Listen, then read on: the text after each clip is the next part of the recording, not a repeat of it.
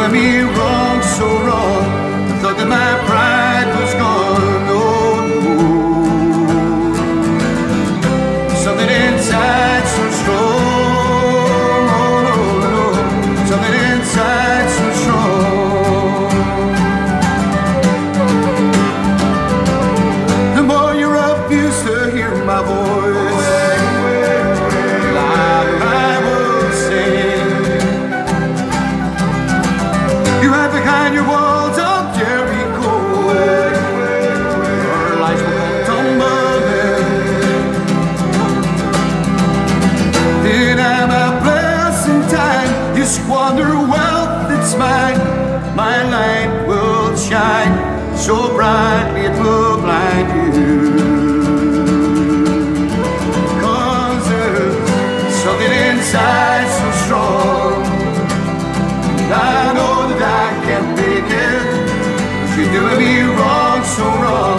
I thought that my pride was gone. No, no. Something inside so strong. Something inside so strong. Oh, no, no, no. Something inside so strong. Brothers and sisters, when they insist we're just not good enough, but we know better. We'll just look him in the eyes and say, we're gonna do it anyway. We're gonna do it anyway. We're gonna do it anyway. 'Cause there's something inside so strong. I know that I can't make it. You're doing me wrong, so wrong. Thought that my pride was gone. No, no. Something inside so strong. Our day is coming. Something inside so strong. Our day is coming. Something inside so strong. Oh, Chalky Harlem. Something inside so strong.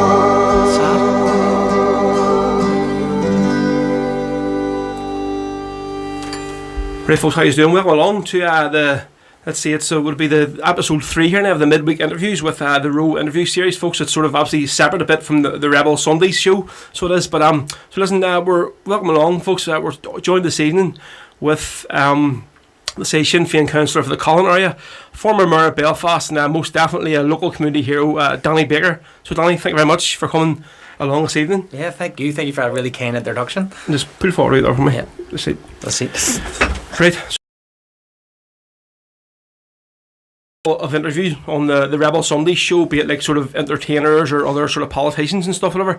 A lot of them, their very first introduction into any sort of republicanism was through like joining a Republican flute band. So obviously the very first flute band I joined was Legan Valley Flute Band. It was Paul Burke and Mickey Armstrong took me under their wing. They were actually our milkmen, and my man said take him up that road really. So they weren't, and then golly regretted let me in, so we did like. Yeah. So at the time, your colleague on Belfast City Council, Big Turk as well, was playing the band. Yep. He was playing the bass drum. So tell me a wee bit about how you first got involved with the band, and it probably would have been your first introduction in the Republican activism. Yeah, I would have been really young when you were all in the band. So that on a wee bit younger anyway. Yeah, I was a water boy. I remember me and was it Liam Brown? Was it? I think well, not Liam. It was one of the Browns anyway. Just Sean. Yeah, I think it would have been Liam. We were the water boys. And then obviously as we got older, they allowed us to have a flute. But as you say, Big Turk was the bass, Mickey and Berkey were the drummers, and then I came along as a wee fluter and I'd done it for a number of years. My nephew Joe, he was a part of it, I think our Joe for a wee bit, Big Joe, was playing in the band. But yeah, it was on our doorstep. There wasn't much when you think about it back then for us in the community. And I always remember going down to the old Kilwee seat where we'd done a bit of band practice up and down the car park. So it was great. And you know, summertime when we went to all the places, like I can't even remember them because it was so young. Dundalk, all them places. Yeah, it was great. It was great to get away for a wee day and all. It was fantastic, and it was a great experience. And I'd say Golly was a legend as well for putting up with everybody over all the years. See, whenever the band got their first like proper uniform, they had like a proper dress. Yep. Yeah, I think it was actually the only one they ever had. And so at the time I had moved on playing with Arnua, and it was a whole like Mackie had sort of said, oh look, they're like ice cream men and all this here, and Golly had got like a dress suit for himself. Yeah. And I remember we were, I think it was the internment parade, we were waiting at the bottom of the white rack, waiting on the Turmeric parade coming down, and Mackie had literally run into the shop and bought like 30 bloody ice cream lollies, and we were all standing licking them when he was calling down. He's like, "Oh, you ice cream man," and shit in the street there, like, so did. But I've got good crack. I was brilliant crack, and you were just jealous because we were the best band that year and won all the awards. Well, not going into talking about awards. It's a touchy subject for some people. Right, so obviously, Danny, I know your family have been sort of heavily involved with the party for many years. I think it's no surprise then that you would have eventually got involved yourself. So what sort of would have been your very first introduction into Sinn Féin? Well, I suppose, as you know, like election time was always when you were getting involved and, you know, doing the leaflets, and then as you got older, you got involved in that canvassing and stuff like that. To be brutally honest, you know, you would dip your toe in and out of it as a young age, and I suppose Ogre wasn't really at that stage when I was younger anyway, to what it is now, and you see all our young people heavily involved. And then, listen, as you get older, as you say, from a Republican family, you know, it's not just about election time, it's about being out in the community and doing whatever needed to be done to try and help in whatever way we could. So that's had always progressed, and you know, as I got older and older, the draw towards more and more politics, as you know, the parties like to get their claws into you and they get that wee bit more out of you. So somehow they managed to get me to take on the council role. So actually, now up until 2014-15, the Cllr area sort of would have fell under the Lisburn City Council jurisdiction, and then I think thankfully years the Cllr would have been shamefully underfunded and neglected under the sort of DUP controlled Lisburn sort of dominated council. So firstly, as a lifelong resident of the Cllr area in Twinbrook, what was it sort of like technically living sort of in that sort of jurisdiction in Lisburn Council, and then what was the sort of process of the Cllr area moving into Belfast Council then? Well, you had the change the council set up to the 11 super councils, so they amalgamated them, so that meant that Cllr came into Belfast, and you know Cllr's a huge area, a population of around 34,000 people. Growing up, you used to always hear the stories around the Brook, because we had a Brook Activity Centre, and it was great. It's what we called home, that's all we had. But it wasn't until recent times, I was near enough in the late teenager years, where they actually got even the 3G pitch out the back, which St Luke's and all use now. So there was a lack of investment, seriously, in our community for all those decades. And if you look at 2015 up to right till now, you see the £18 million leisure centre, Irish Centre, and this is just Twinbrook, £2 million investment. You see what's happening with the Colin Park, you know, we're going to bring all that in a minute. So obviously, Danny, you graduated from Queen's in Belfast with a degree in politics. When was that there? Back in, let me see, 2005 maybe. Right. I suppose for me, the journey of education was, you know, like many young kids, you feel you're 11 plus, and you feel like you're never going to go down that academic route. I went to St Callum's. It was a great school, a school in transition at the time as well. I remember the principal, Mr Allen, very well, because to me he was a turning point. He came in the same time as us and really did put an emphasis back towards the GCSEs. And I remember when I hit fourth year, I wasn't thinking I was going to achieve much, and get into fifth year, you know, your teachers are trying their best and all of that, and I don't know why it happens. Like art, you get your result a wee bit earlier. I couldn't remember, and I remember getting like a B and just being so like energised and going back and frantically trying to study to get the rest of my GCSEs. I got them. Then I went on to La Salle because St Callum's didn't do GCSEs, and I got my A levels. I got 3 Bs, huge, and I didn't know what I was going to do with myself. So I was working up in the Trinity Lodge at the time, and I stayed there working full time for a year, and then decided, listen, I'm going to go to Queen's. Hadn't really thought it out. I just wanted to go to university, and picked the one thing that I always knew was politics, and done it, but with no view of what I was going to do with my life after that. And I ended up becoming the carpet fitter for 15 years. So it just showed you how my life just was never planned. It's madness the amount of people that do go to, and like, their whole life is revolved around going to university and getting a degree, and then they come out and you find that they're working as a bar manager or something. You're like, why have you spent that whole so many years of your life, like, and now you're I don't know what I wanted to have it, but I don't know what I was going to do after I got the thing. Like, I do. I think that's probably a big question for how we go forward with education. You know, like, so much emphasis put on an 11 plus or a transfer test, so it's called now. You know, to me it's completely unfair. But even when you go into secondary school, we should be looking to the Scandinavian countries and see how they do it. No, when you hit 13, 14, maybe you should be progressing to whatever, whether it's academia or civil engineering or joinery, whatever it is, at that early stage to start to try and develop how we go forward. Because you're right, so many people I know went on and picked degrees just for the sake of picking a degree to get to university and never really thought about a job after it, because it's hard to get a job. Sure it is.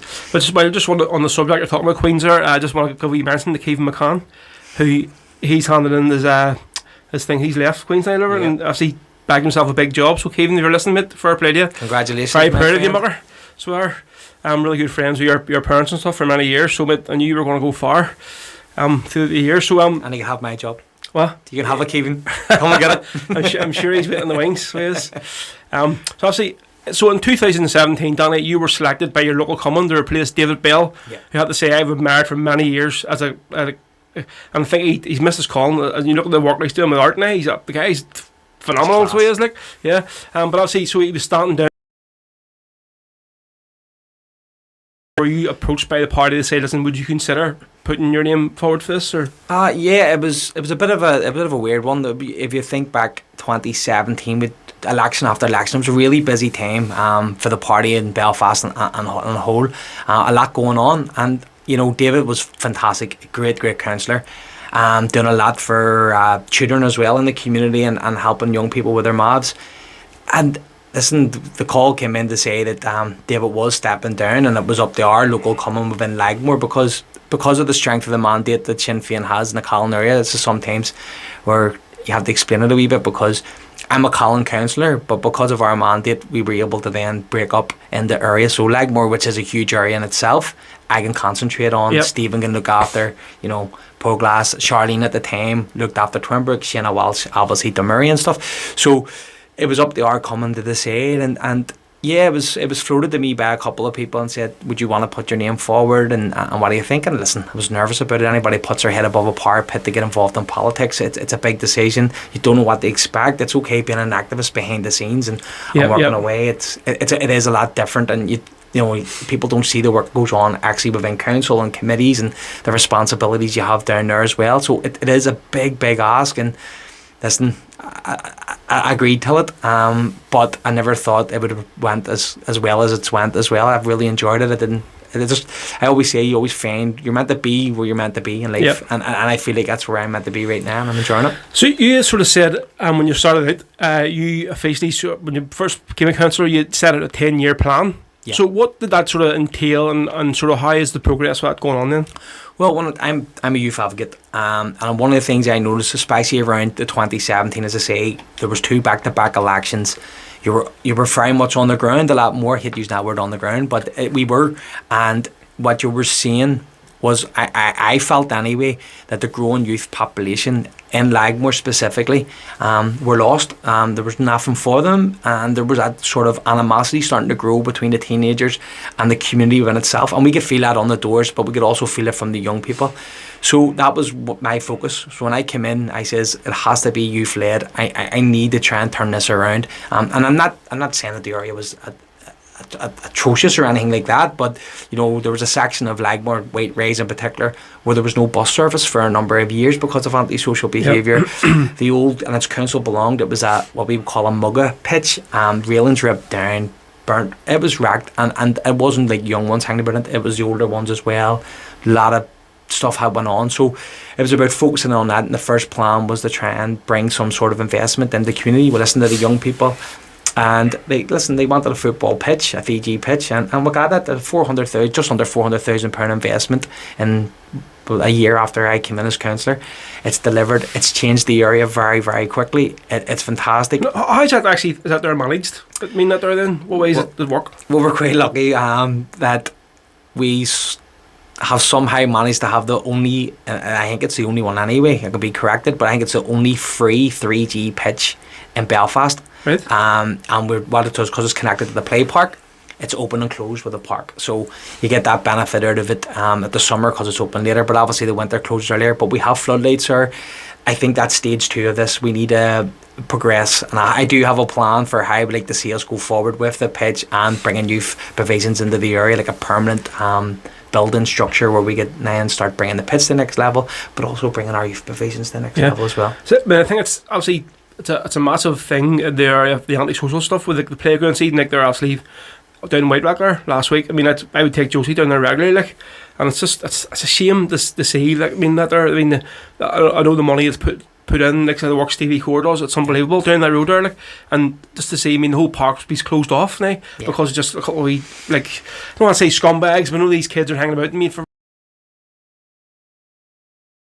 Like, it's. Yeah, and you have to get right into the nitty gritty of why, and it is a minority, and some people hate when you say that, but it's very, very true. It is very much the minority involved, and I'll be honest, for me it was Fela that allowed me to have that access, and the kids that were harder to reach. There's kids in our community who are not involved in youth provisions, or maybe not even in school and all that, and there's no like support for them. They don't feel a part of the community, and to get in and talk to them is probably one of the hardest things to do. And I was lucky because feel at that time, if you know, it was the first or second year of the dance night sponsored by Belfast Council. You know, feel it did back me and gave me probably a more than my other councillors and other people probably shared, but it did give me, they knew what I was trying to do.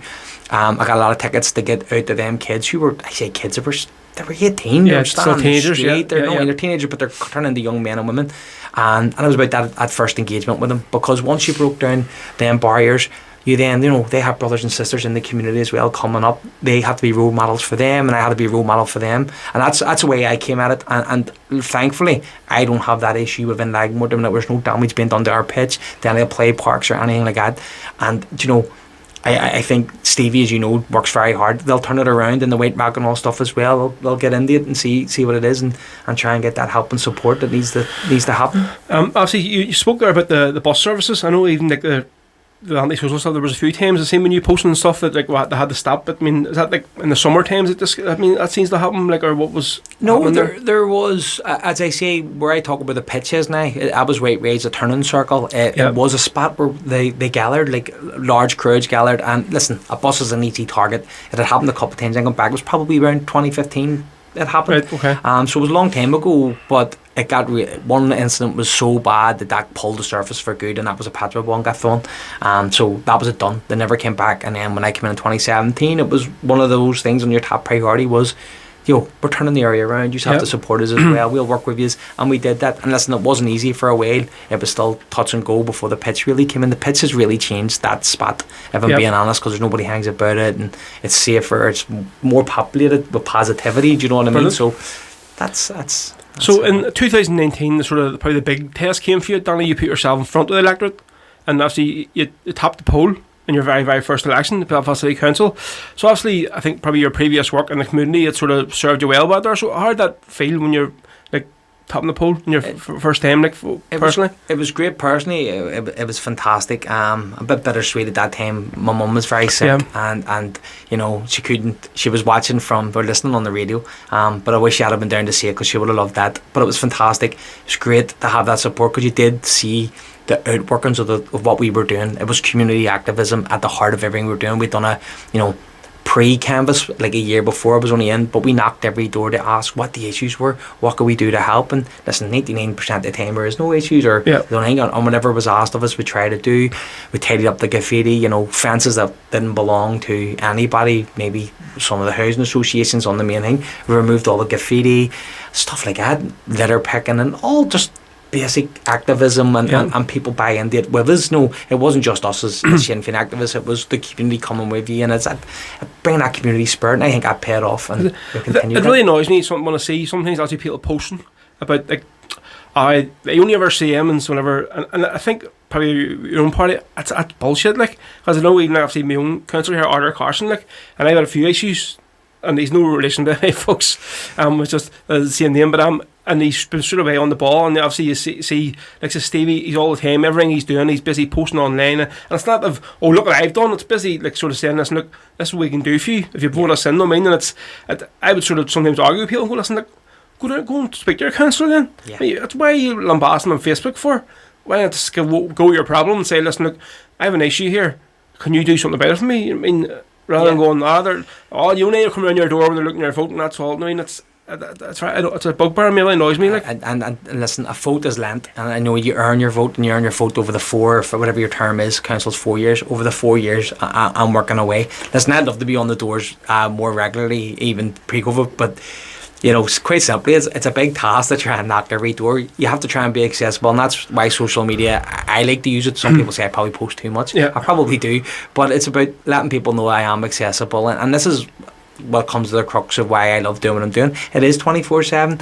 I'll not be able to do it forever, but see the way I can do it, I'm enjoying doing it, and I'm dedicating as much of my time as possible to the community which I live in, and want to create something for my kids and the other kids of the community as well, so make it safe for them. Just talking about posting stuff online, I think I was sort of looking about last year. Well, actually, at least it was looking to get you on before the whole COVID thing got really serious, and because it sort of, you done a podcast with the guys with Mind Your Head podcast, and I was watching it, so it was, and you had sort of brought something up. It really struck something with me, and it sort of changed my sort of thinking when you had said, you used to say that one day, anything I'm going to post is going to be positive. Yeah. I'm not going to lambast somebody, because it's one of the ones, you don't know how they're feeling. I mean, I've seen it personally with people I know, even in the sort of rebel music scene, like, where people are going on and giving them sort of grief online, and sort of, it's probably people from their own side, so it's like, and I know they're suffering from mental health problems, and you're going to, by you doing that there, it's making it 100 times worse. I mean, whatever. Yeah. And I sort of took it on board myself, and sort of, I mean, I would have, I'll admit it, the first one to say, I would have posted a lot of shit, and sort of like, when people then you go to yourself, should I post that there? But it's a bit late now, I've sort of done it. And now I do try and be, I'll always think before I go, listen, no, I've even seen many times like writing something out and go, no, I'm not going to write that there. You know what I mean? I think it's really important, that sort of decision you made to do that there. So it's like, yeah, and listen, I try to stick to this best can. Sometimes you get on Twitter, especially politicians, it gets a bit different. But in general terms, especially around Facebook, when you're making posts, I try to keep everything positive. Even when something bad happens within the community, I'll always try and bring it back to what we're trying to do and be positive about it, because you're right, we don't know what's happening behind doors and what's happening in people's lives, and we just have to try and do all that we can as a person, as people, and as to support and be that community base. Because I always think back to me growing up. I mean, I didn't have a mobile phone till I was 17, 18. I didn't know social media till I was like an adult, and the kids in the younger generations growing up now, they've always had mobile phones. But most of them now have always had some sort of social media, so they don't know a world without it. And that, for me, was always something that worries me as a father with kids, but especially a wee girl. I'm worried about her growing up, and I think, if you post something and maybe you get 50 likes, or the next week you only get 10 likes, does that mean that she's going to feel that there's something she's done wrong? And I'm just saying because she's my eldest, the wee girl, but that's the concerns I have, and then that's why I try to set an example again on social media as well. Listen, if you keep things positive and keep ourselves, because it's important we look after ourselves and keep ourselves positive, because you have to look after yourself. You know, it's no point preaching if you're not doing it to yourself. So that's what I try to do. I think something that I've sort of challenged people on as well is, as much as I probably don't like Arlene Foster, and she can be like a bit pain, but I think, see, like for herself, even Michelle O'Neill, come from the other side, they probably both get equally as much. Yeah. And people think just because you're a woman, I'm allowed to give you that, and it's unacceptable. Like, I mean, the great women politicians, even like the girl at the DUP, she's from Banbridge, Cara Lockhart. Yeah, Cara. Like, I remember at the time, but she went through a terrible time. Like, and I posted something, and people, wise up to yourself. I was like, no, what's wrong? Why you think you can? Maybe you mightn't agree with a girl or politics, whatever. That, I mean, way off. But I mean, some of the stuff people are posting about them, you're going to think just because she's a politician, you can get away with. Yeah. Because she's, I mean, in the public eye, she's just taking the chin, like. And I think that is the real sad thing around social media, is that people just think they can say something and they don't know the damage that they're doing when they're saying it, because it's not nice. Don't listen. When people give me any negative, it does play on your mind. There's no question about it. But I'll give you a really good example. Belfast City Council, I had 3 kids one night, and I had a committee I had to attend because we had a big vote, and I went down with the 3 kids, and my youngest at the time, going back a year and a half ago before COVID, time's all messed up, probably 2 years ago, and he was just on my lap. And to be fair to the other councillors, they were like laughing and hanging, but the meeting, getting to that point, it was hard, and I'm holding them, and they got through it anyway. Done a wee picture, put on my social media, all of my social media, like Twitter and thing, got loads of hits, it's class, kids and thing. And then there was a meeting, and I really sticks in my mind because it was one of the first meetings. It might have been my first turn of being the mayor in Belfast City Council, and Kate Nicholl, who's going to be our next mayor, Yes. wish her all the best, she'll be great, brought her newborn baby in and done a similar thing, like a post, and she got an awful lot. Just because she's a girl. Yeah. And And I just went like, how is that even fair? There's only months of a difference between my post and her post, and somehow people were saying like, oh, she should be in the house, or why is the baby there? And I'm going, how dare you? Like, how dare you? Just on YouTube, here's a girl that actually, she's a regular listener to the show. She's one of your Lagmore residents. She's Cllr McQuillan. She says, she's been living in Lagmore 20 years, and Danny has been the best thing to happen to the area. The work he's done is amazing, so well done. Thank you. Thank you. Too kind. Right, let's see. So, obviously, 2019, Danny, you were selected by the party to become the new mayor of Belfast, obviously to replace John Finucane, who obviously was elected MP for North Belfast. So I sort of wondered what way that sort of worked. Obviously, like, the party knew that if John was elected, he was got to stand down. He can't do like a double job, whatever, as mayor. So, see, prior to this year, were you approached about this here and maybe said, listen, look, this might happen, or did they not even think he was going to even win? Like, I mean, I don't know. I really don't know, because I'll tell you my story, and maybe I shouldn't admit this, but I'll tell you my story. So we're working so hard run up. It was coming up to Christmas, and I remember saying to myself after this election, I'm switching my phone off. I don't care, because I never do it, and I'm a spoofer because I threaten to do this all the time. And I said, man, turn my phone off at Christmas, and it's not going on the 1st of February. I don't care. I deserve 4 weeks off. All that. So John got elected. It was amazing. I remember sitting up at night, opening the wine, waking up Friday morning. No one, I think everyone probably done the wine, because no one spoke on the Friday, not even our councillor WhatsApp group. And then the Saturday morning came in, and it was like a ping to all the councillors, and they were like, right, you do know that we don't have a mayor, because Belfast City Council's just announced to the world that we don't have a mayor. We're going to have to pull together a meeting. There's going to be a series of meetings in the morning. Listen, pull people in, and I was like, right, freaking Liverpool are playing at 1:30 here. I went radio saying I hadn't thought about it. And I'd opened a bottle of Corona watching every match, because, listen, we were chasing the season that year. Every match was like a cup final for me. And I got the phone call to say, listen, could you come and have a conversation? And I was like 2 beers deep, and I went, right, okay, I'm going to have to get dropped off here. So I had to get dropped off, and then I didn't let on. And says, listen, people want you to go forward, like the positivity around it. I think that would be great. And I was going, one thing being a councillor, the other thing is because I could see how demanding the role of the mayor is. I was able to watch Dergy Hargy for a year, who was just unbelievable. I mean, second on, that's why she's in minister.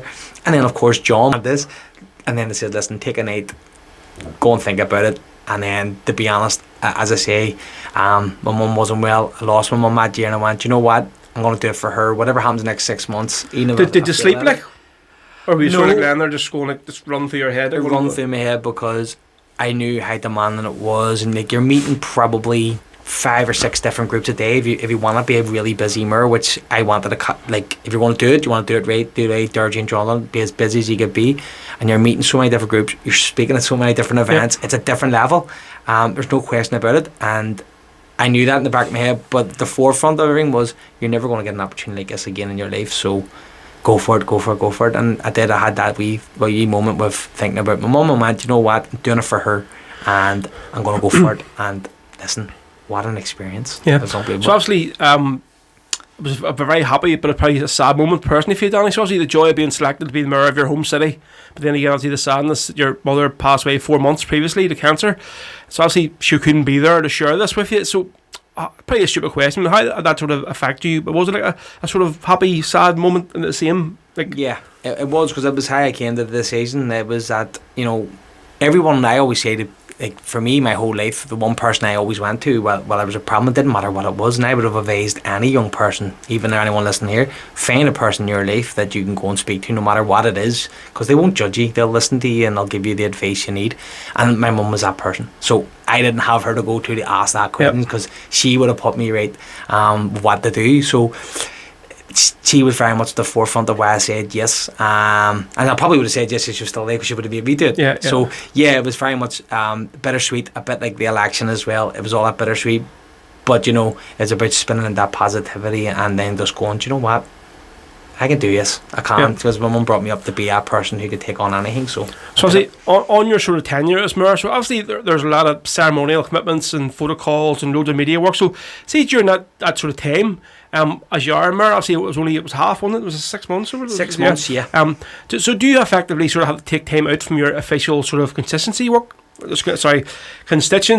as a councillor to sort of do the mayoral engagements? Yeah, and that's where your team comes in strong, and I'm very lucky I have had a couple of activists within the Lagmore who are very much like me, who will go out and get their hands dirty, no matter what it's planting the flower, painting the graffiti. I always had that, but when it comes to constituency and taking on bigger issues, the office stood up, and that's why when people say you don't see people, our office, if anybody ever wanted to come and see work being done, if you think back of the 3 years where MLAs took a really hammering about saying they're lazy, not working, they only had to come into our office to see how hard Leah Flynn was working every day, every single day, for our constituents, but also on our brief and mental health. And you're seeing the outworkings of this now, women's health and mental health. Actually, I had early on 3 years ago, and I've done it was a whole episode on mental health. And be fair to her, because it was such a touchy subject, the press office had said, listen, look, we need to know what you're going to be asking her, kind of whatever, not because she wants to dodge questions, but she wants to be prepared. So I had the 2 people from the West Belfast Suicide Awareness on. I had 2 girls who their brother took his own life, actually, from up in Lagmore is what they were, and I had a guy on as well who tried to take his own life. And basically I give Orlea all the questions I want, sort of put forward, and she came in with a book this high, and I was going I've only a half an hour here, I think, and I ended up interviewing her for an hour, and everything I said to her, she was just bang bang bang. She had a whole ream of answers, and the people from the 2 Margarets from the West Belfast Suicide Group were just this is excellent. I mean, this is what we need. I mean, for the work we thought you were just going up and go, and just gloss over it, and she's like, no, definitely you didn't, and she's fantastic, and on that, very sensitive. You say she's actually got a plan. She has a strategy. She's pushing it. And again, this will always bring me back to when people criticise around MLAs not working. I can guarantee you, for the ones that I see, and especially Orlea, because I worked underneath, is that she worked so hard and still works every day so hard, and sometimes that's maybe lost in the big headlines. But again, as in the mayor's role, yes, for them months, that the office and the people around me were fantastic. They picked up a lot of my slack. So see, obviously the whole time you were as mayor, obviously something that's pretty stand out for me is when I look back at when Marcin was mayor, and there was a time at Woodville Park. He was trying to open some, and he basically had to be escorted out of the place by the cops, because it basically said how dare you IRA buddy mayor come into our area, whatever. And to me, Marcin was obviously trying to do something for I'm here possible, and obviously crossed me, and there's one of the areas that I didn't get into because it got cut short with COVID as well, I suppose, was getting into the heart of East Belfast, because I've done a couple of things on the Shankill, but East Belfast, because that's where my mum's from, and I said this at the start, my dad's from a Dockers, my mum was from the Newton Arch Road, and our family ended up in Hollywood, so big connection there. No, father was a Catholic, mum was a Protestant, there's that's very much a message we're trying to get across as well, that we are so alike in our upbringings and our cultures as well. The more we learn about our history, the more we find we have in common, and that's sort of a message I was trying to get across when doing it. So I never came across any negativity. I say one of the last events I had was opening over in Shankill, the women's the Peace Forum, I think it might have been. They had a centre opening, so that was one of my last events before, one of the big events anyway, before COVID hit. So see, in your whole time, and obviously the City Hall as mayor, is there sort of anything one sort of thing that stood out for you that you were able to do? I mean, I suppose it allowed me to see everything in such a great positive light. Being a councillor, as I say, I love doing it and you're helping people, but it is very much it's problems coming to you, so it's a negative, I suppose, where when you're in the mayor's role, it's positive. You're getting to see people literally knocking their plums in every single day for the betterment of their community. So that for me was my big highlight coming away from it, was to see so many people working away in their communities, and I loved it, and that right across the board, all different groups, very vibrant, energetic city. It's there to see, it's right there, and it was class. I think there was one story I'd seen, had you, obviously, because I also wondered about do councillors get paid, or what? No, why did you donate? Did you get a budget or something, and you donated it or something, or what was it? So what way it works, every year the mayor has a budget, so it's for if you have groups coming in, and you can sort of I'd say entertaining, but it's not. It's about bringing people in the community and doing events, right? Yeah. So you had that there. Budget was still sitting there, but there was also the Mayor's Day. So every mayor would have a day to pick, and it's on your theme, and you put it together. And it's a big budget they had, but it's a tourism day as well. So it has its benefits. Some people might say, oh, you have X amount of money and you're having a big party. But it's not. It's about bringing tens of thousands of footfall into the city centre, and it's great. So that was sitting there, and yes, I still had a whack of the budget, and I suggested that we go forward with, because we were doing the community response at that time, and I was very much back in my community, being a part of that. But I was still the mayor, and I wanted a Belfast way to do something, and I put the proposal that the remainder of what I had sitting there went to the food banks. Right. And the great thing was that it was agreed by other political Was it parties. split up between different food banks, or What they done was, so I think it was about 52 grand of the mayor's money was still there. Right. So that got put in, and it got topped up to 100 grand, and then it was divvied out between the bigger organisations to help out. So it was 100 grand ended up getting to the food banks. Right, happy days. That's 100 grand. In total, yeah. Excellent, brilliant. So obviously, Danny, there's been some really exciting things happening in the Cllr area. Obviously, they're going to benefit the whole community. I think probably the most notable improvement is the brand new state-of-the-art Brook Leisure Centre. And I can remember the old Brook, obviously, well, yourself being a Twinbrook, like, but I mean, I've been up there a few times. I've done a few parties, gigs, and played football and stuff, and it was just a real run-down sort of, so it was like, I think so this new big centre you have now, I think that probably the likes of the past councillors, David Bell and Charlene O'Hara as well, they have to take a lot of credit. Yep. Initially, obviously, for this year happening. So tell us a bit about how this here, the whole thing came about, the new Brook Leisure Centre. Well, because I know there was I know still that there's one from down will constantly be like they've got the Falls Road one, they've got this new one in Twinbrook up the street. We can't even get a bloody swimming pool. I mean, it's over here and we're neglected, and it's one of the most that I think it's more people are against Sinn Fein, probably more people on their own side. Like, it's just something to sort of beat them with, you know, and say, listen, look, you're putting all this money, you're more or less in charge of Belfast City Council, and why can't we not get our own leisure centre like over here, kind of thing, you know? I'm not over the details of North Belfast, but listen, why can't they have a swimming pool? You know, you're right, they should have it. Gertwood's a good example. There's a good centre there. I don't know of the plans. I've heard rumblings before, but I've never. Listen, it's not my area, so I don't really pay much attention. Shouldn't really admit that, but it's the nature of the beast, isn't it? So yeah, listen, we knew coming out of Lisburn into Belfast the complete lack of someone that were handing over the assets. It was there to be seen. It's in black and white. There was nothing being handed over to Belfast, because quite simply Lisburn had never invested into the Cllr area. As I say, 34,000 people live in the Cllr. That's a size of an area. You know, I break it even into Lagmore, break it into size, 8,000 people live there. That's Cllr. No, think about what we have in Cllr, compare it to Lagmore. So that's how I look at it.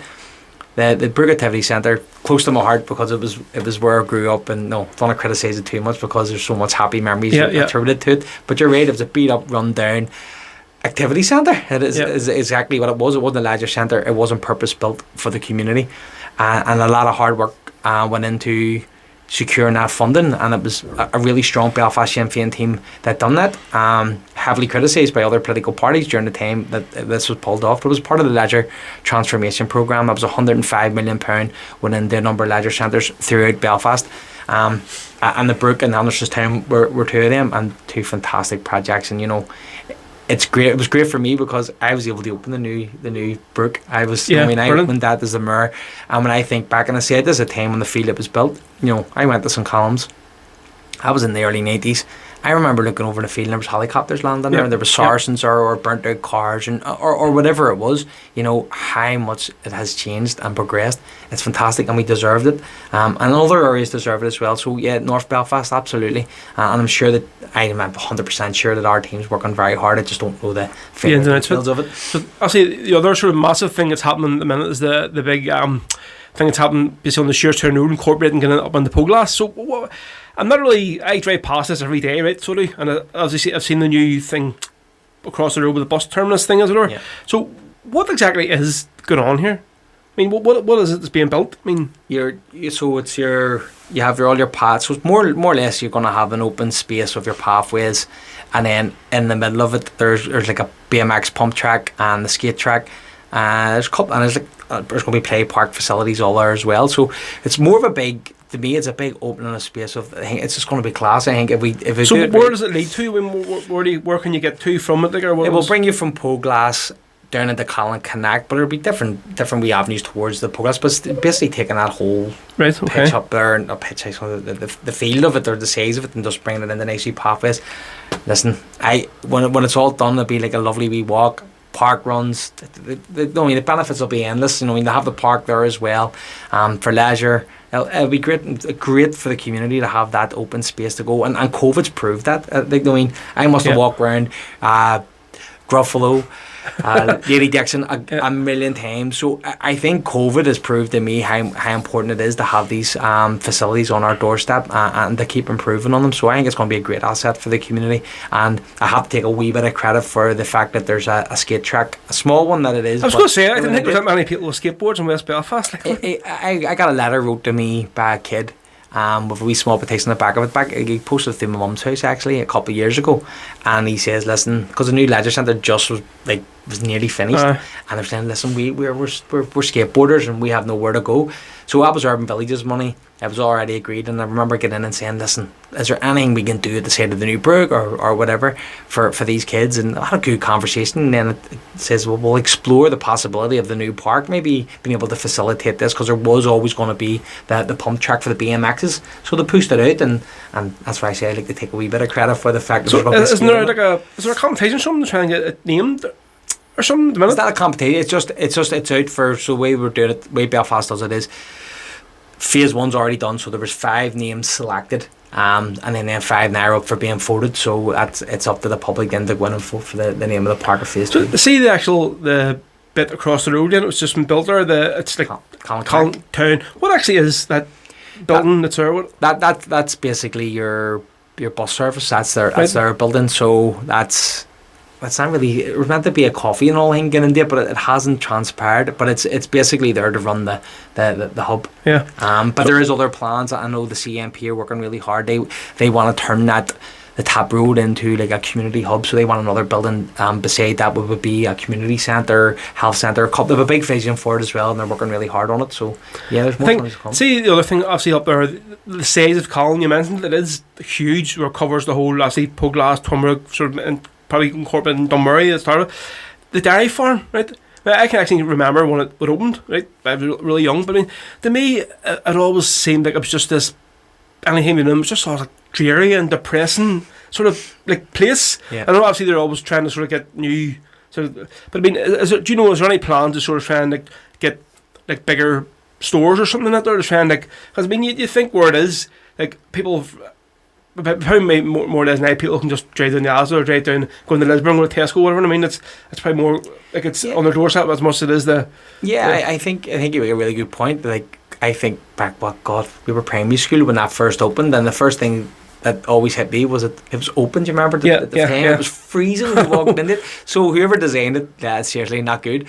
But I think anyway, over the last number of years, I've loved the scene, the progression of it. Like you see, Morelli's has went into it, Roar and Explore. I think they're all the right wee moves. The Mexican Deli, I see it come to life more in the last 3 or 4 years than it ever did. So I have no doubt if they keep going along that track, that they're going to bring even more big names, and even doesn't have to be a big name if I'm being honest. Like a Mexican Deli, we wouldn't say it's a big name, but it is now. It's amazing food. That's because Pete's working on nice, was it? No, I mean, we plugger for them, but their food's great. Oh, yeah. Morelli's is one of my favourite ice creams as well. No, I was so happy when they opened that. So does the kids. See, kids love it. Mention them 2 words, Roar and Explore. I just don't know. I just have like, I know it's great for the kids, but I just dread whenever I have to go into that place because it's just like your head, just the noise of them. And obviously, like I think Josie is pretty getting old, and she wouldn't even like. She doesn't like it. She would go and just sit in the corner of the room. She doesn't like, but it's just see them play like the one candy centre. I just dread going near the bloody places. So like, I know, but for the area of the great. kids, I mean, they're a lifesaver. I mean, like, and you're not having to then travel because you said not everybody has a car. Yeah, that's the thing as well. I know we're a very heavily car dependent city, but that's not the case for every family. Not every family has a car and access to get to the likes of the candy centre to do the play. What's the one called in there?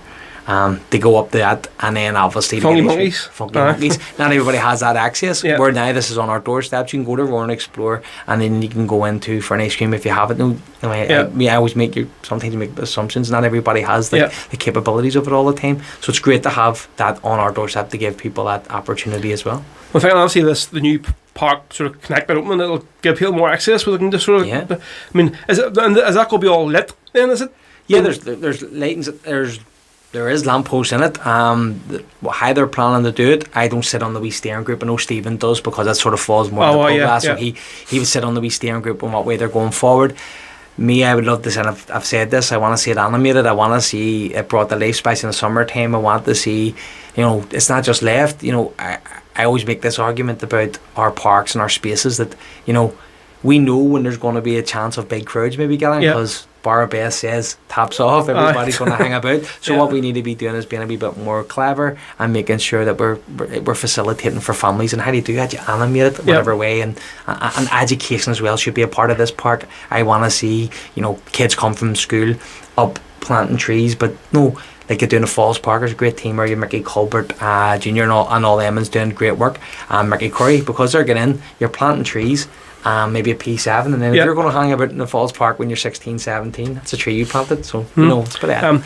So obviously, being a lifelong and probably proud Twinburger, Danny, right? You moved up to the posh part of the Cllr in Lagmore. So you did. I don't know what people call it posh, but obviously, and sort of set up a home. So from what I sort of spoke, I know loads of people live up there. Sort of next even Molly's on there, Sean Mullins on. He says, I remember when he came there, a wee girl says, "Daddy, there's our neighbour. He's famous." So he was like, but obviously you moved up to sort of. Like more, loads of people sort of said like the work I've done, and sort of like the passion you sort of have for the youth and sort of doing right by them. Yeah. Obviously, so you're on the Colin steering, the youth steering group in Lagmore. What do you call it? Is it called Lagmore Youth? Lagmore Youth Project. So it's something that's been quite new. It's about 16, 18 months old, and it's like Colin Fanning, young Aaron, the whole team are doing great work. And it did come from a conversation way back then about problem with Lagmore, as great of a community it is, everything's always outsourced. So our youth provisions are always being sort of no strategy to it. In my opinion, this is, and I hope not offend anybody, but just from my outlook of it, is that kids were like being drafted out of it. There's no youth club. We had 1,000 people living there with no youth club, and this is the first time that there's been like programs for our young people based in Lagmore. So we're operating 6 nights a week. I'm currently volunteering with them 2 to sometimes 3 nights a week. I'm dedicating myself to it because I believe in it. It's a part of the 10-year strategy for me as well to get the youth club. But you have to build the need and build that project up, and it's flying. And we have 3 junior groups. We have people. I think we have 50 kids on a waiting list. Intermediate groups, inclusion, young women's group, and then our seniors. So there's a lot going on in a short period of time. But it's class to be a part of. I have to say, it's fantastic. So you have some kind of like a big sort of marquee sort of. Is that like a semi-permanent structure? I mean, is that more or less you're acting as a youth club then? Is that what it is? That's our youth club, and it's great in the summer, right? Yeah. But it won't be great come a winter time, and we know that there. But also the big problem we have, we're on church land. Right, okay. So it's never going to be permanent, So we need to find a home, but we need a purpose built. Yeah. Building this. There's no point. There's only so much we can do. And a good example was Sunday night. I volunteer on a Sunday night with the intermediate group, and it's really building. And it's class because you're pulling in kids that maybe during the summer there were being like causing a wee bit of mischief. Now, not antisocial, but mischief behaviour was happening, and it was annoying a lot of people in the community because the kids were bored. But we're pulling these kids in as well, and getting them through good programs, building that positivity. But 7 of their mates turned up the other night who want to get involved, but we're full of capacity, and you're having to turn them away, and it shouldn't be like that. And this is where the constraints are for us and the frustrations. So this is about us keep building, and hopefully. So to put the wheels in motion to get a youth club, what is sort of the structure behind there? What's the plan there? Well, we have an idea of where we could put it. That was the first start, where we could go a home for us. So we've done the initial conversations around that, and it's positive, so we can secure the land. That was the first part. The next point now is get our business case done, and that costs a lot of money as well. Business cases can cost up to £10,000, so it's about securing that money, and then getting the business case done, working it up, and when we have that, we're spade ready, good to go. And then when money does come available, whether it's DFC or capital spend from council or Peace Plus or whatever comes along, that we can say, listen, this is us, believe in us, and that's how projects happen. You bring it from the ground up. It's a bit of work. I would obviously see you on the weekends, so obviously out with Colin and stuff. Yeah. So I see like other people like walking around Lennon doing stuff as well with like blue jackets or high vis on. Yeah. What does that actually use doing then? I mean, what are you trying to engage with the youth in your area, or what is it? Yeah, so that was the outreach, and that became very important especially when the services were down. Obviously COVID, we couldn't have the centres opened, and that was then causing issues on the ground in the communities because kids were bored. There was nothing to do. They were hanging around in big crowds, and as I say, and I'll use Lagan as an example, it wasn't antisocial. They weren't drinking, they weren't racking, but it was nuisance. What turned out to be an HCP, like I say HCPs, we probably done HCPs when we were younger. We started as knock at doors, run away, turn into egg in houses. Yeah. And then that was slowly progressing to other things, and we just, it's about nipping that in the bud. So let's go out there, engaging, talking about positivity. And how do you find when you do bump into the kids? I mean, what's their sort of reaction? Do you just like? Oh well, I suppose for a wee bit older, we joke. The older ones is great. You can have a good yarn with ones that are of a certain age. I find the younger ones, listen, young teenagers, young kids, they are awkward around adults, and that's a great thing about having a good variety of youth workers. And we have a lot of young ones there, so they understand it more, and they can relate. And listen, they walk away and talk. And as I say, it's about providing that space and safe space for our young people in our communities, and that's the importance of having investment in the youth provisions. And this is one thing we must get right coming out of COVID. And if we're serious about tackling mental health and well-being, we need to be investing, not cutting back. We need to invest in young people, and you do that through youth provisions. You do that through education in schools. So that's where they need to go with it. And people talk a lot about it. They need to start acting. Yeah.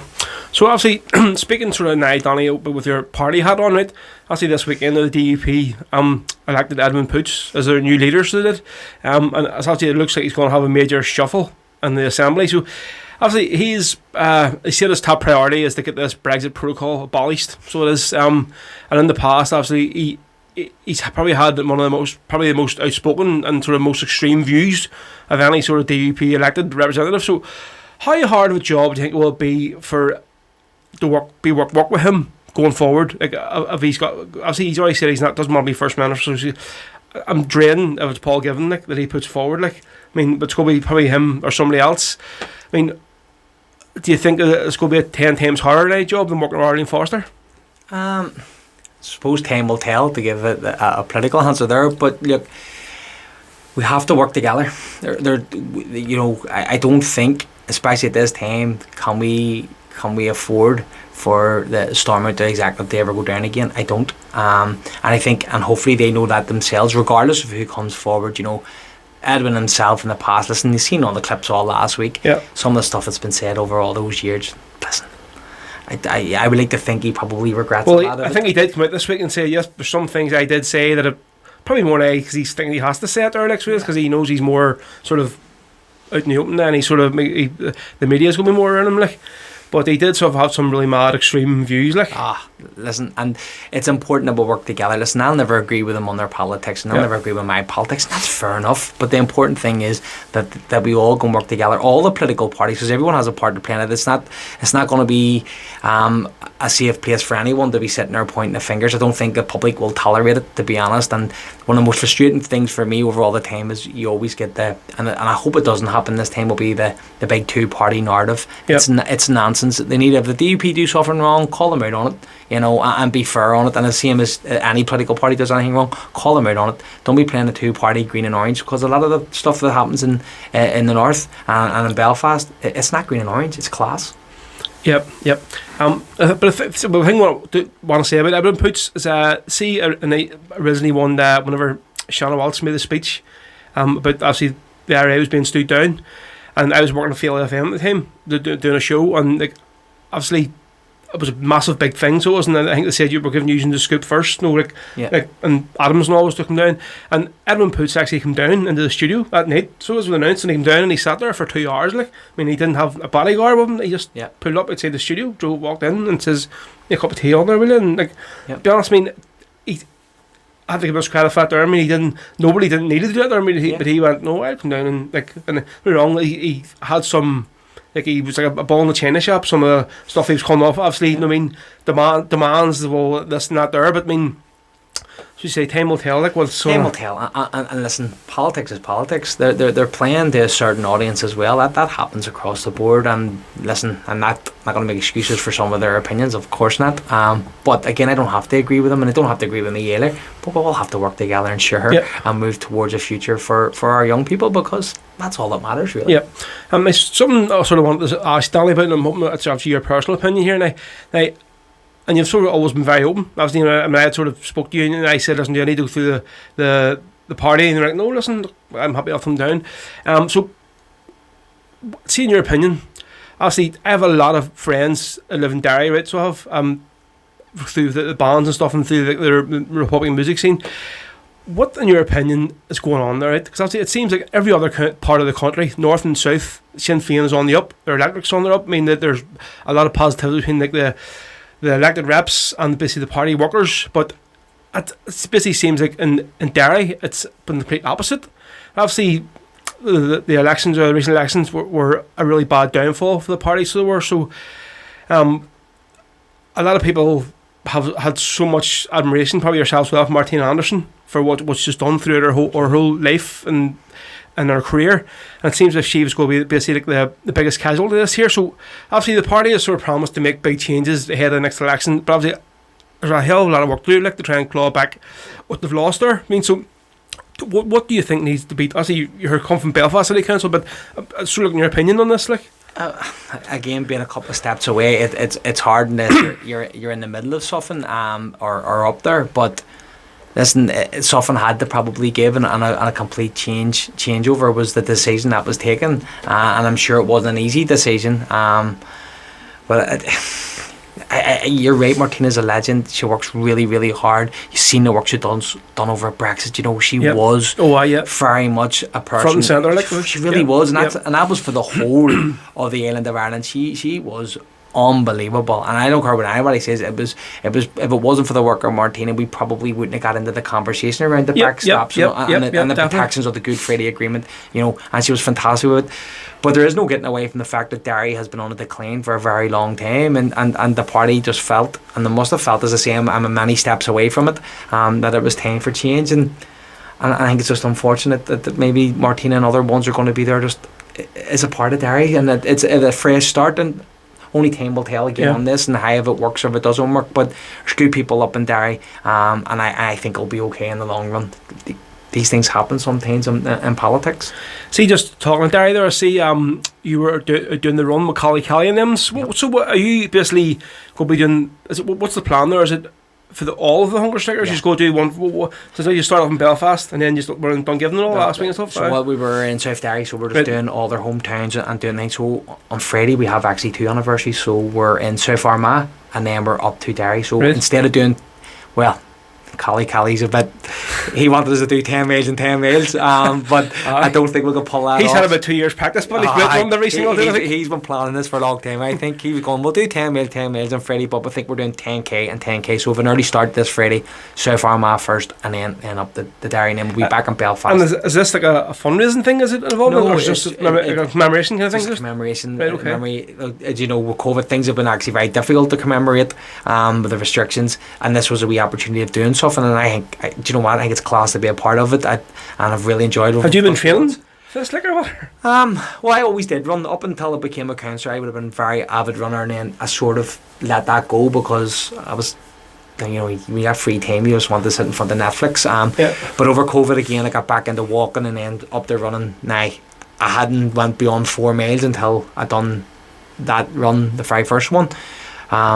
But yeah, it was fine. I felt that we're running at a good pace, so nobody's sprinting and bursting our So lungs. is it 10 of you in? 10 of us, yeah. And is it busy just for the first 2 is 10 miles in? Or 2 10 miles, and then this Friday, because with 2 anniversaries on the one day, I think it was a good decision to say we'll do 10k. Right. But that's not to say if Collie doesn't 30 Joes on Friday. Just follow me. Just keep running. Like. Aye. So obviously there's 2 local issues that I want to sort of bring up with you, Danny. Right. Obviously, the first one being up the issue with the lack of traffic lights and traffic sort of calming measures at the new McDonald's at the Cuts. So this night, I don't really know how this place was able to open, like without these measures being in place. I mean, did they think that people in Lagmore, Twinbrook and all weren't going to use it? I mean, that everybody had a car and the kids weren't going to walk across the road? I mean, obviously you've been very, very vocal on this. I've seen you out every weekend and you've been doing videos and stuff, and obviously some people actually say, like, oh, that's planned there, then kids running across the road, like, you're going to try and, like, bloody cars from them, like, I mean, well, we'll just get these kids to risk their lives, like, when I'm doing a video here, I mean.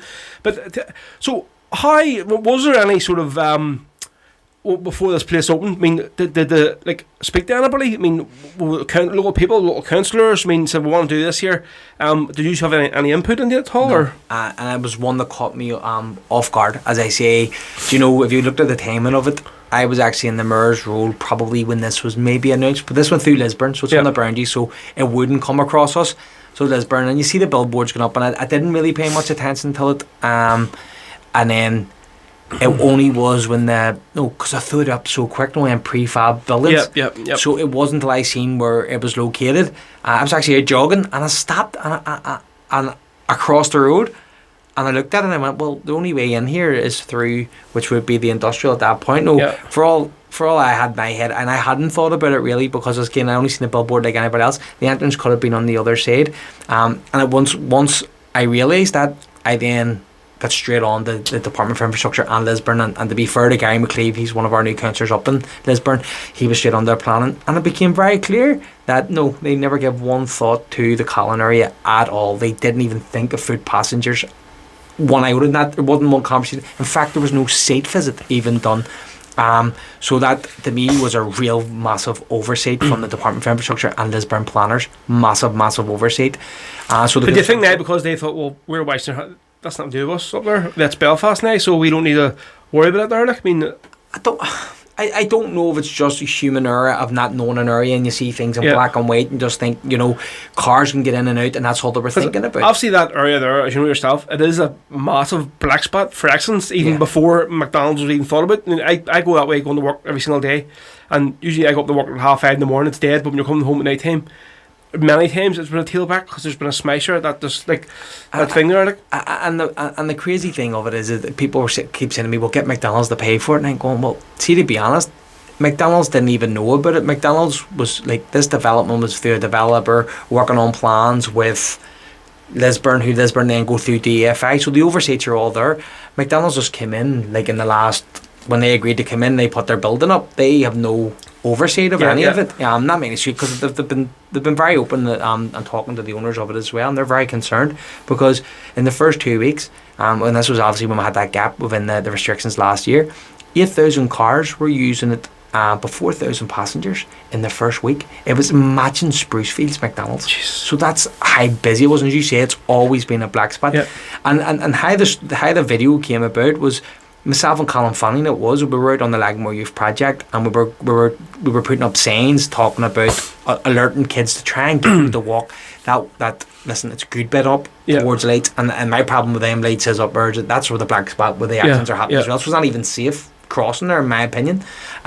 So that was what we were there for, and as soon as we got there, so the first day it opened, 2 wee girls were nearly, I mean, the wee girl had to throw her hands up and the car had to stop, and it was Colin saying to me, Danny, you're going to have to do a wee video just to alert people that they're crossing. This is crazy. And as soon as we done that, same again, and we were like, and it's been happening every single day, and it's only a matter of time. So are they going to put traffic lights somewhere, or what's happening? This is where I hold my frustration. And yes, so we done meetings with them. We proved the need of it. Social media definitely took off on that story alone. But we did meet with them, Paul Maskey, myself, Orlea Flynn, met with the senior DFI officials. Listen, they'll not admit to you that they think it's an oversight, but listen, they should know that. So there's been a hub of activity in recent months. They put up some signs. They're doing design work. The frustration for me was the design work should have been done by now, in my opinion, and now they're looking more detailed, and it seems to be getting pushed back another month. So I should have had it at the latest last month. That's what they promised. It's now next month, and this is where I get frustrated, because every single day is a delay to me, and every day is a danger.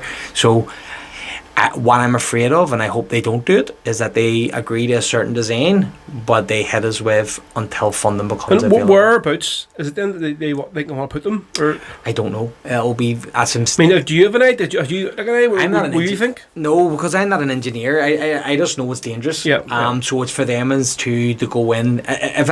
If you ask me personally as a driver, I would say you would have to take the whole roundabout away for it to be safe. And do like what they've done at the Candy Way. Yep. Like, And upgrade at the top with a Cllr as well. Yep, And yep. we already know that that's going to cost 1.8 million because they have to purchase land to get the filter to spread the road out. But they should do it because lives are going to get lost because there's serious accidents there. It's just a matter of time before one of them accidents. Well, I think like most things, it'll probably will take somebody to lose their life before, because like will they have like traffic camp and will put speed cameras. When I went to a speed course before, obviously because instead of taking points, and they explained to me, he says there was some place on the Holloway Road. He says it took 5 people to be killed on that road there for them to put that speed camera there.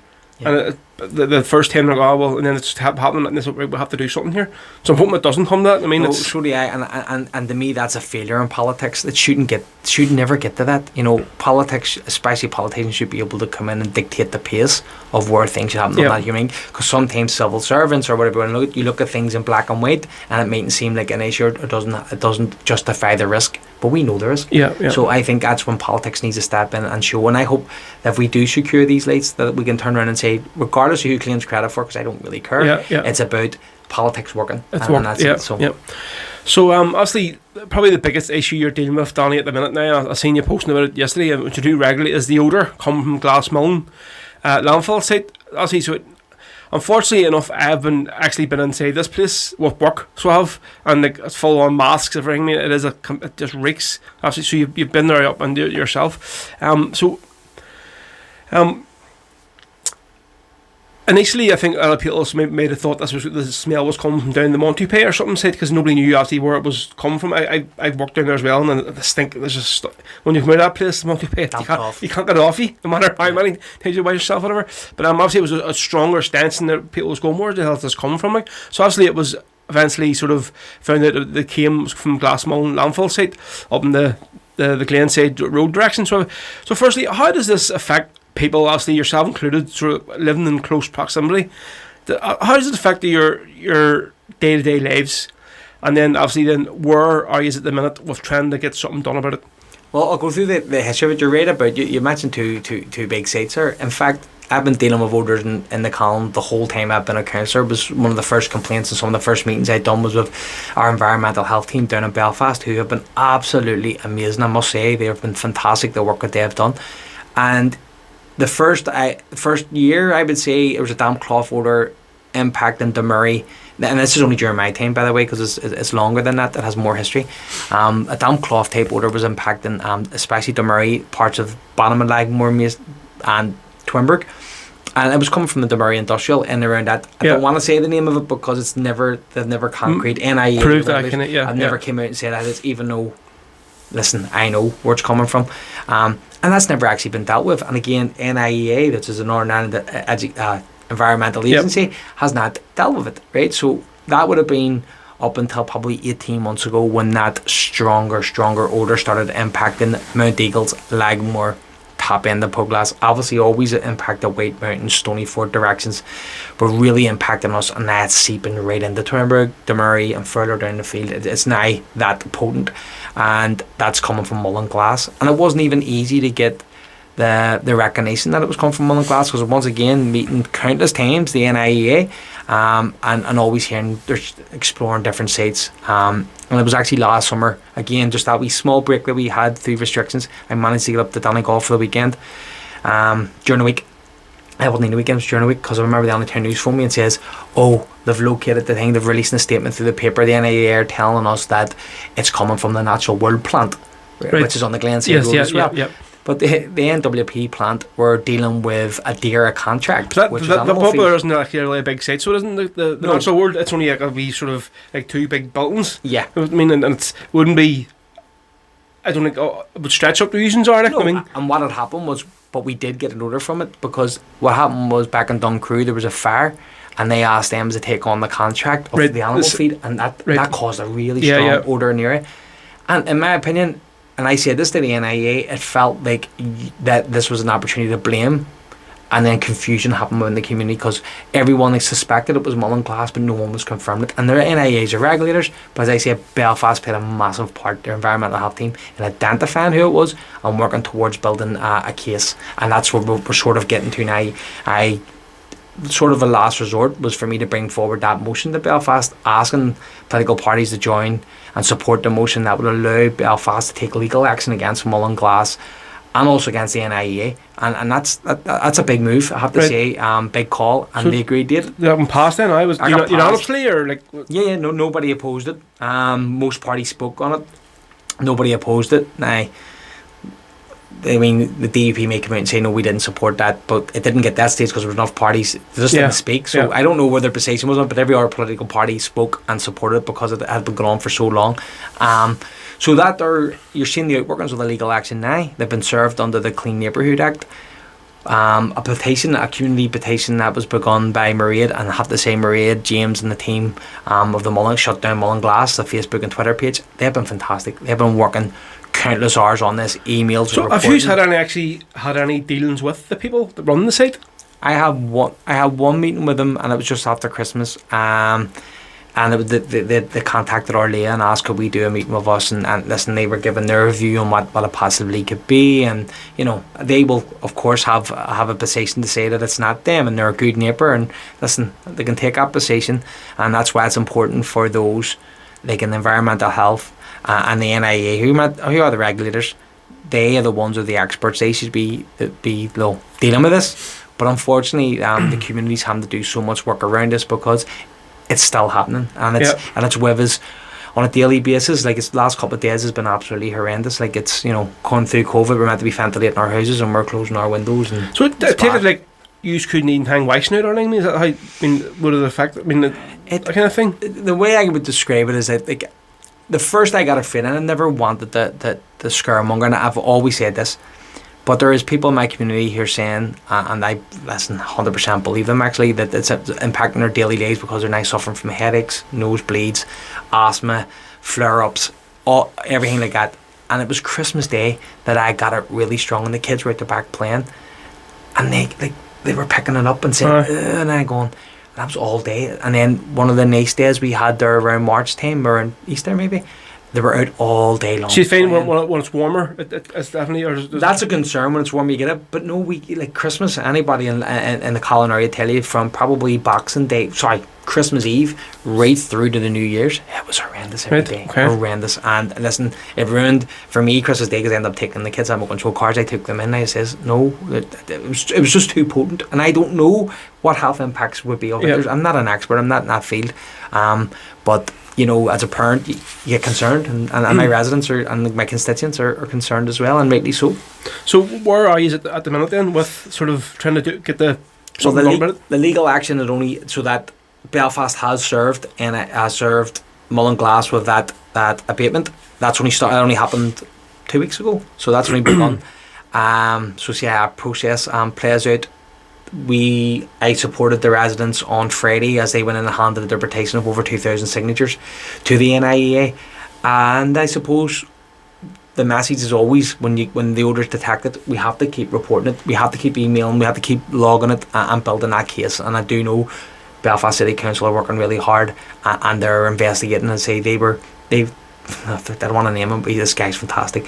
He came up the other night, what was it, say Saturday or Sunday night, it was bad. I just dropped him, I think, just to keep it in live time. I just wrote him an email saying, listen, I don't really contact people late at night. He says, listen, it's just live time, this is what time it is, this is what the order is.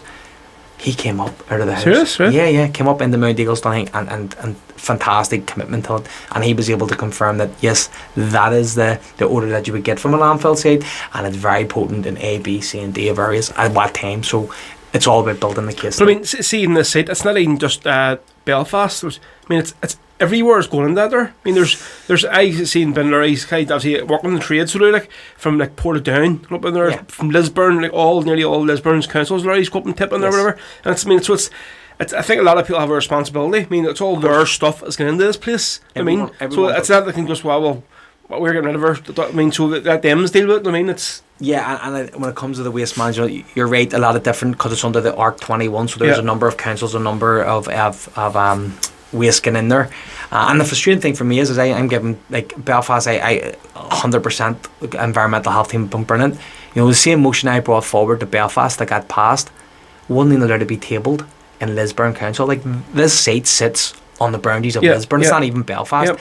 And Councillor Gary McLeave brought forward the exact same wording, exact same motion, and he couldn't even get it on the agenda because they said it wasn't legally viable, or they deemed to be viable anyway, and just completely killed it. So it can't. It's even more or less Stony Ford, like. So I mean, it's and it's impacting people in Lisburn, and to me, that was very frustrating to see that, you know, they're talking about, oh, we're working together and we're getting dairies handed out to the residents to mark down the smelly odour. Like, to me, that's just, it's lip service. It's just, it's not good enough, and the people of Lisburn deserve better, to be honest. So what is the end game for actually Glassmullen? I mean, do you know how long they actually intend to be there for? I mean, or is there like a planned, famines closing, like when they're going to eventually fill it in and leave the place, or what's?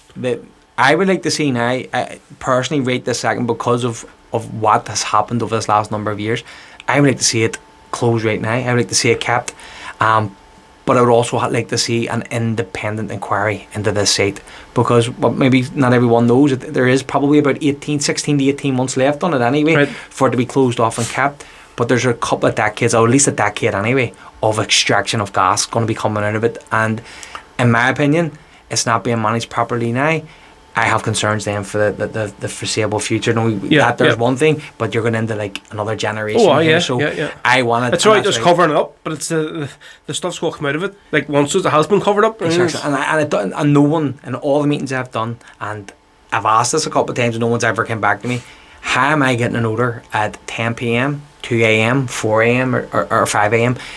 That site's not operational at that time. So how is there an odour transmitting into the atmosphere? I don't get that. And someone needs to come and give it to me in layman's terms. They need to understand it, because that's where my concern is. Imagine if they kept it, but there's a leakage somewhere.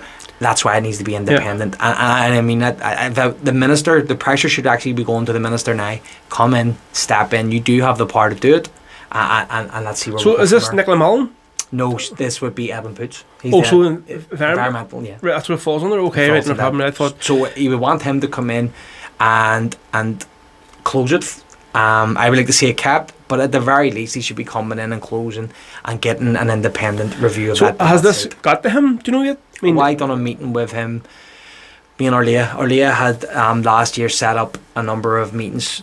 She's the people know the MLA, so she has the meetings with the NIEA, and we do them quarterly. So we're actually due to meet again in a couple of weeks. And the last meeting we had there was just after Christmas.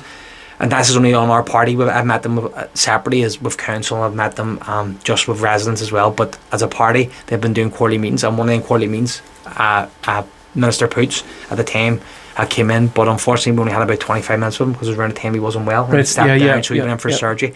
But to be fair, he came in and he says he was going to look at it. Maybe not the top of his priority right now, but maybe he'll get looking at it in the near future, hopefully.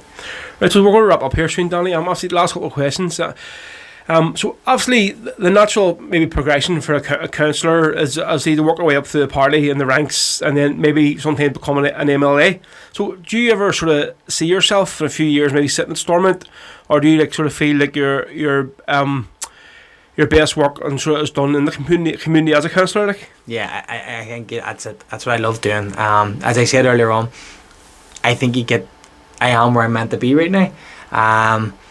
I don't envisage myself with a suit on every day and sitting up. I really don't. But like Jerry Carl doesn't wear a suit, like, and he was in there every day.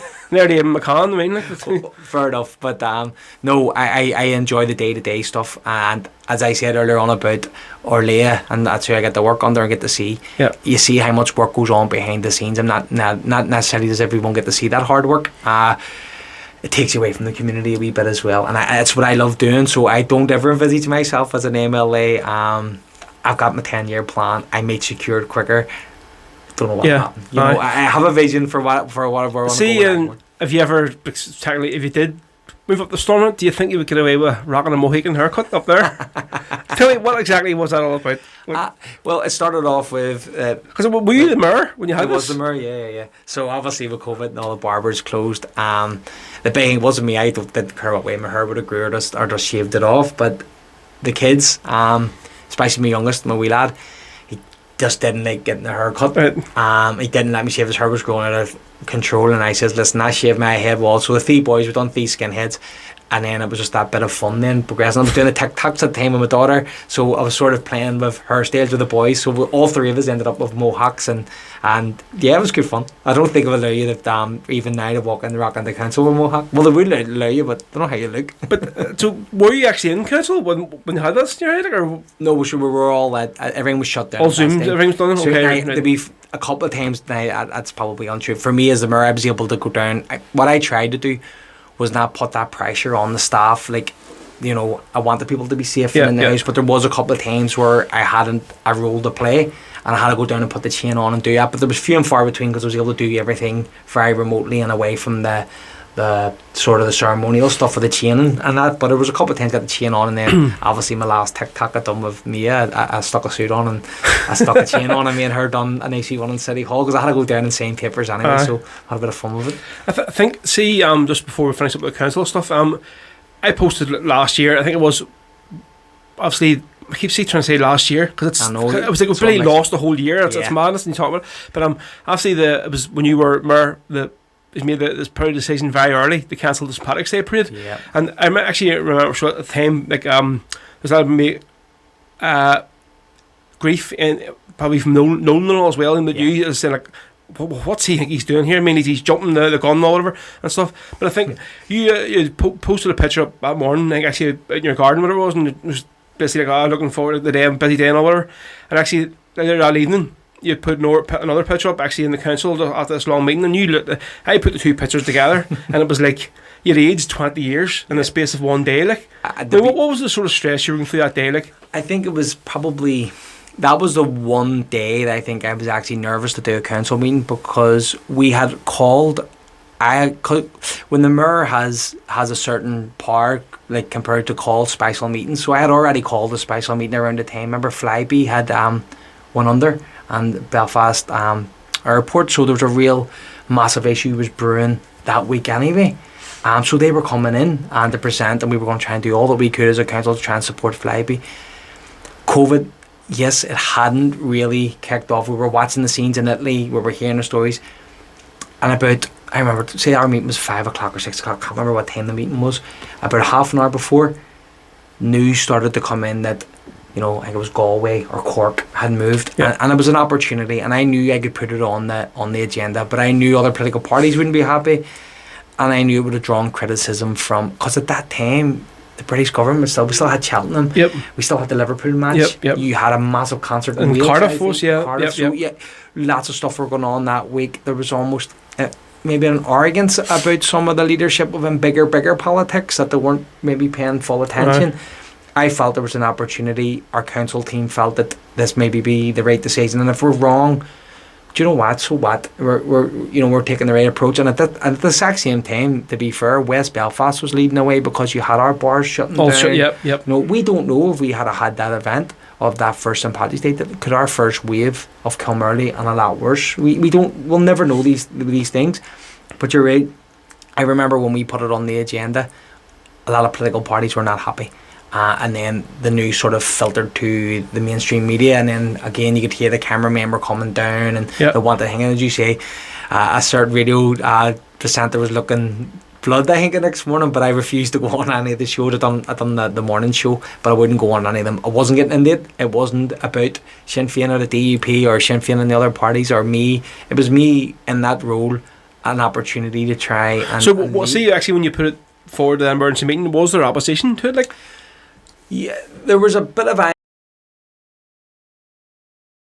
and to be fair, we all talked it out, and I take on their points. I get that. It wasn't a political play. It wasn't anything like that.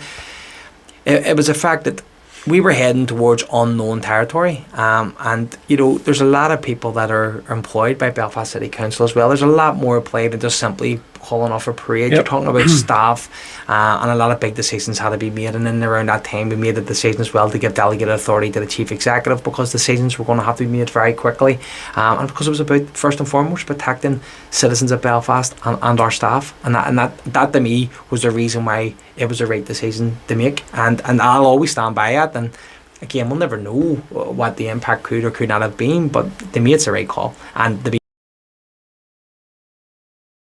all of them and supported it. Yeah. So Right, so we're going to wrap up here and sort of finish up with, and I know there's lots of people that don't support Liverpool are going to enjoy maybe squirming here, Danny. So obviously you're a massive Liverpool fan, so I think probably one of the worst title defences in Premier League history. Like, so what the hell happened? And I only support Celtic, so I'm not like a United fan or anything here.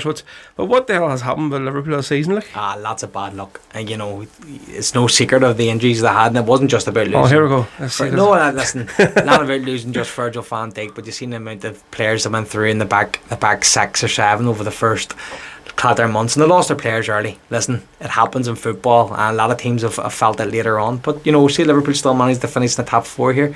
That's some achievement. They lost 6 out of 7 there, and now they're on a run here, 7 out of 7. So, listen, they'll be back next year. It's been an amazing 3 or 4 years as a Liverpool supporter. You know, Champions League finals, winning the Champions League, and then of course breaking the duck of the 30-year wait. It was amazing, so I can't complain. And you know, I said at the start of the season, even before the injuries, I would have been happy with an FA Cup final because I've been spoilt the last couple of years. What do you think of the keeper scoring on it? Unbelievable.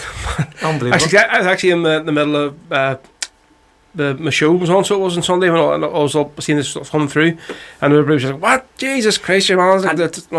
And it's mad because sometimes these can be that could be the moment that drags Liverpool over the line to go into Champions League next year. And for all we know, Liverpool get our Champions League final next year, and it's because of his header. Because the year that they did win the Champions League, I don't know if only Liverpool fans remembered, Alisson pulled off a save in the 94th minute against Napoli that he really should have scored, and Liverpool would have been out. Aye, crazy. So that's football.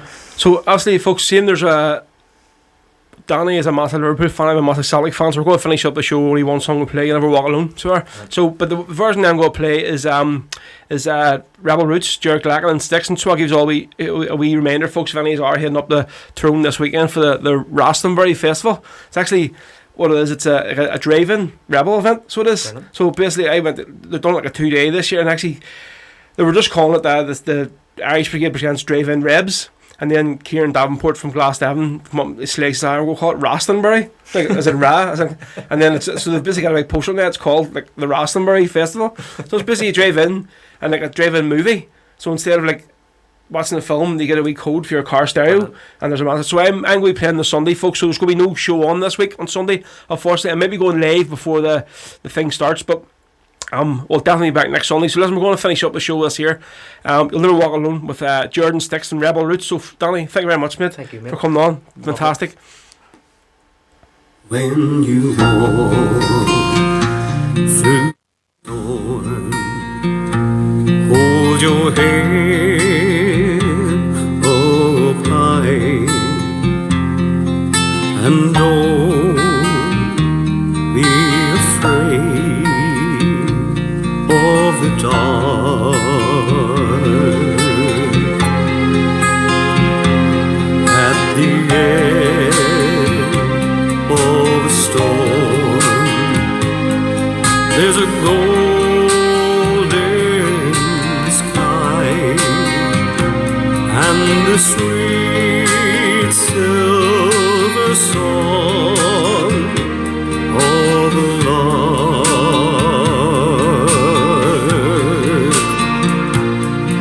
Walk on through the wind, walk on through the rain, though your dreams be torn.